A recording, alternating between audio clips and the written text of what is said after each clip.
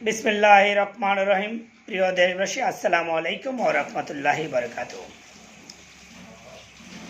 সকলকে জানাই আমার পক্ষ থেকে আন্তরিক শুভেচ্ছা ও অভিনন্দন। বাংলাদেশ থেকে স্বৈরাচার শেখ হাসিনা পতন হয়েছে এবং শেখ হাসিনাকে বিতাড়িত করা হয়েছে ছাত্র জনতার আন্দোলনের চাপে। খুনি হাসিনা দেশ ছেড়ে যেতে বাধ্য হয়েছে এবং আজ কোটা সংস্কার আন্দোলনে হাজারো লক্ষ মায়ের সন্তানেরা রাস্তায় নেমেছে, আমার মা বোনেরা রাস্তায় নেমেছে। সকলে রাজপথে কাঁধে কাঁধ মিলিয়ে হাতে হাত মিলিয়ে রাজপথে দুর্বার আন্দোলন গড়ে তুলেছে।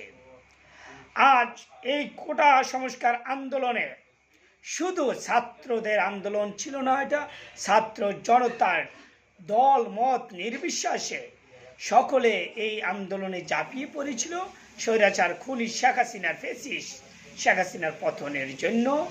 ছাত্রদের আন্দোলন এক সময় বন্ধ হয়ে গিয়েছিল যখন হাসিনার সাথে তারা কোটা সংস্কারের সম্মানক কিছু তারা যে গিয়ে ওইখানে তারা আইসা তারা ঘোষণা দিল আন্দোলন বন্ধ হয়ে গেছে।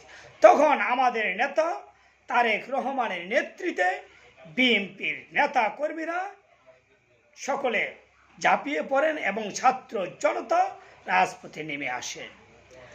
জামাত শিবির সহ অন্য অন্য ছোট বড় দল গণ অধিকার পরিষদ সকলেই রাজপথে নেমে এসেছেন, গণতন্ত্র মঞ্চের নেতাকর্মীরাও। আজ কিছু সংখ্যক ছাত্র উৎসাহিত যারা আওয়ামী লীগের এজেন্ট ছিলেন, সাদ্দামের সাথে এই ছাত্রলীগে জড়িত ছিলেন কিছু সংখ্যক ছাত্র, সকলে নয়, তারা আজ আমাদের এই স্লোগানকে বিকৃত করছে এবং আমাদের আসিফ নজরুল স্যার এবং আসিফ মাহমুদ তারা বলে যে স্লোগান নাকি এইটা হয়েছিল, আমি নয় তুমি নয় রাজাকার রাজাকার। এই স্লোগান হয়েছিল না, স্লোগান হয়েছিল আমি কে তুমি কে রাজাকার রাজাকার। আজ আসিফ নজরুল স্যারের এবং আসিফ মাহমুদের এই প্রেক্ষাপটে তাদের এই কথার কারণে আবারও বিশ্ববিদ্যালয় উত্থান, ছাত্ররা আবারও রাজপথে নেমে বিশ্ববিদ্যালয় উত্তাল হচ্ছে, আমি কে তুমি কে রাজাকার রাজাকার। আমার আপনার স্লোগান যদি কেউ বিকৃত করে তাদেরকে ছাড় দেওয়া হবে না। আমি বলতে চাই, আপনারা যদি আওয়ামী লীগের দালালি করতে হয় তাহলে আওয়ামী লীগের পোশাক লাগান, মজিব কোট লাগায় দালালি করেন। বাংলাদেশে কোনো দালালি চলবে না। 2024-এর ছাত্র ছাত্রী জনতা বসে থাকবে না, এই চাটুকারদেরকে ছাড়া হবে না।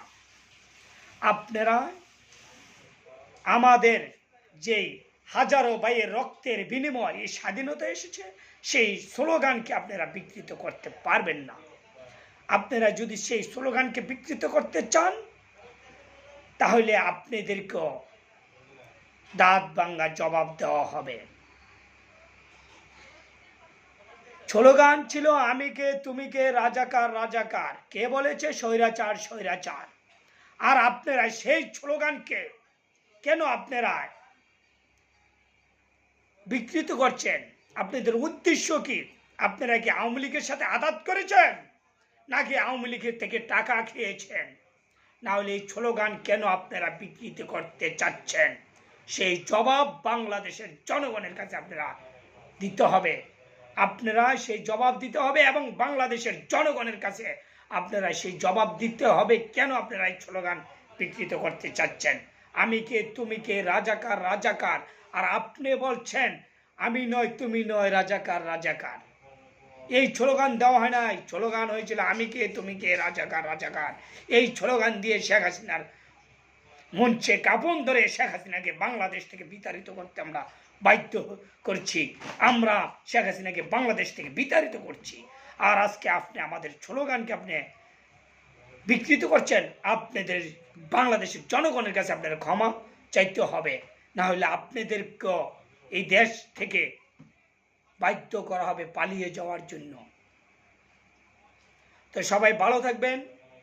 বাংলাদেশ জাতীয়তাবাদী দল বিএনপির একজন সাধারণ কর্মী হিসাবে আমি সব সময় ইনশাল্লাহ প্রত্যেকটি আন্দোলন সংগ্রামে আমি বক্তব্য দিয়ে গেছি। আমি প্রবাস থেকে আমি কখনো পিছু হাঁটি নাই। আমার একটি চ্যানেল আছে, আপনি ফেসবুক পেজ গণতন্ত্র মুক্তি বাগ, আপনারা সেই পেজে আপনারা গেলে আমার প্রত্যেকটি বক্তব্য আপনারা দেখতে পারবেন। আর আমি আপনাদের সকলকে জানাই আমার পক্ষ থেকে আন্তরিক শুভেচ্ছা অভিনন্দন। যারা রাজপথে থেকে আন্দোলন সংগ্রাম করেছেন তাদের সকলকে জানাই আমার পক্ষ থেকে আন্তরিক শুভেচ্ছা অভিনন্দন। যারা এই আন্দোলনে খুনি হাসিনাকে বিতাড়িত করতে গিয়ে যারা শহীদ হয়েছেন তাদেরকে জানাই, তাদের জন্য আমার রইল সমবেদনা এবং তাদের রুহের মাগফিরাত কামনা করছি, এবং যারা আহত আছেন তাদের জন্য সুস্থতা কামনা করছি। দোয়া রইল। বাংলাদেশ জাতীয়তাবাদী দল বিএনপি জিন্দাবাদ, খালেদা জিয়া জিন্দাবাদ, তারেক জিয়া জিন্দাবাদ, শহীদ জিয়া অমর হোক।